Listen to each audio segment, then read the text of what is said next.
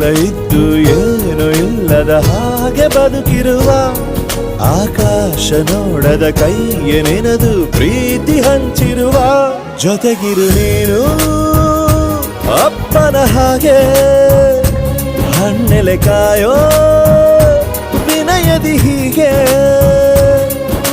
ನಿನ್ನನು ಪಡೆದ ನಾವು ಪುನೀತ ಬಾಳು ನಗು ನಗುತ್ತಾ ಬೊಂಬೆ ಹೇಳುತ್ತೈತೆ ಮತ್ತೆ ಹೇಳುತ್ತೈತೆ ನೀನೇ ರಾಜಕುಮಾರ.